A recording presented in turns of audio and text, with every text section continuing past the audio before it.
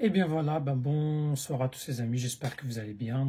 Nouvelle vidéo pour vous parler donc de l'Algérie qui a gagné 5 buts à 1 face au Mozambique. Une victoire quand même de bon augure hein, pour l'Algérie.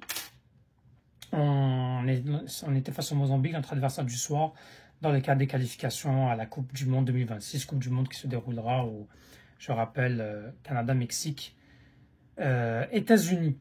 Et donc cette équipe d'Algérie qui pouvait aussi faire quand même un pas un peu plus pour écarter un des concurrents. Je rappelle que le groupe d'Algérie, c'est le Mozambique, le Botswana, l'Ouganda, la Guinée, la Somalie. On avait une possibilité de mettre officiellement, bon, la Somalie est déjà hors course, avec son 1 point, on a 15 points, ça c'est sûr, mais on a quasiment mis 8 points d'avance à nos amis les Guinéens, qui sont quasiment hors course suite à leur défaite face à l'Ouganda. Le Mozambique, quant à lui, était en rapport de force, n'avait pas gagné, n'avait pas perdu à l'extérieur depuis 8 matchs. Et ça, c'est très très intéressant. Très important de prendre en compte tout cela. On avait une composition d'équipe composée donc en 4-3-3 de Gendouz, Ben Sebaini, Mandi, Hadjam et Tenouri. En milieu de terrain, on a eu, comment il s'appelle, Kendoussi, Shaibi et Boudaoui. Et en attaque, on a eu Mahrez, Gouiri et Amour. Alors, début de match, ça se passe très bien. On sent que c'est cohérent, même s'il y a quelques joueurs où ça va pas trop, mais on sent que la majorité quand même des matchs, de la récupération, comment elle est faite, ça se passe quand même très bien. On arrive à récupérer haut, on arrive à avoir quelques situations. Gouiri, une tête qui est interceptée par le gardien. Et petit à petit, on sent que cette équipe de Mozambique, à qui on fait un pressing quand même très très intense, perd la balle dans son propre terrain. Mahrez qui prend le ballon, qui récupère le ballon, pardon, qui fait une passe D à Amoura. Donc on se retrouve à 1 but à 0 dès la 8e minute.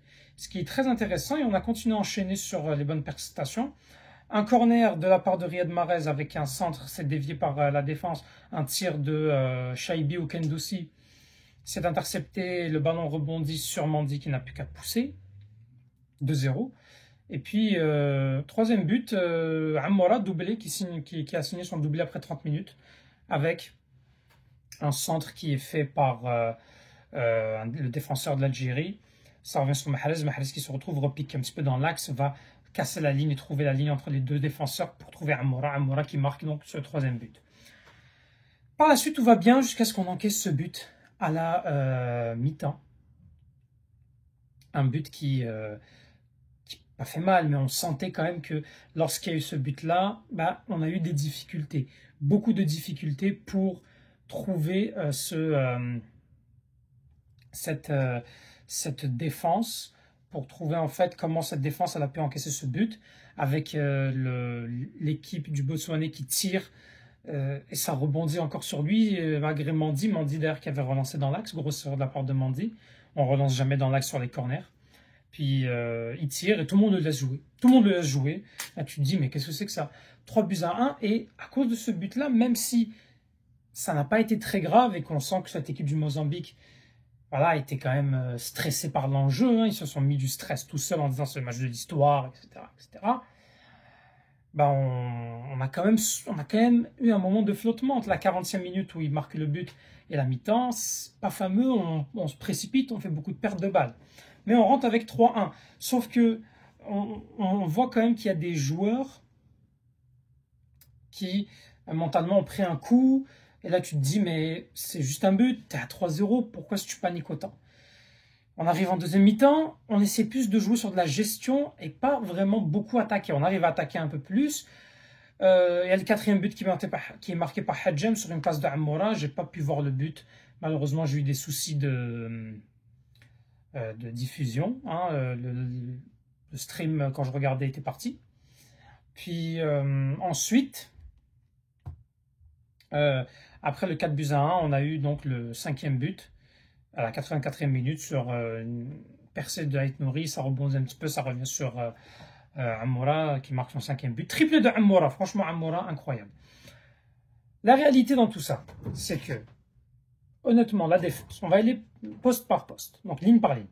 Défensivement, si on oublie le but, bon, on a Mandi, Ben Sebaini, bon, Mandi qui marque un but quand même, il faut le souligner. Ben Sebaini qui taille pas trop, Mandi, une petite erreur quand même pour le but. Pareil pour Hadjam qui, je trouve, était quand même assez proche du joueur, aurait pu essayer de l'empêcher. Excusez-moi. Ait Nouri, c'est catastrophique. Catastrophique, Ait Nouri. En plus, il prend un jaune bête, voilà, il s'énerve. Du déchet, on essaie de jouer comme on veut fanfaronner, tout le temps des gestes techniques. Ça sert à rien, ça sert à rien de faire ça. Et Boudaoui, qui est pas trop au milieu de terrain, franchement, il mérite sa place, mais tous les jours. Kendoussi, pas très bon en première mi-temps. Bon, il a été un peu meilleur en seconde, mais bon, en seconde d'ici là, voilà. Les jeux étaient quasiment faits. Fares Shaibi, qui a été bon aussi, qui a été quand même très très bon, qui a été correct, sans plus.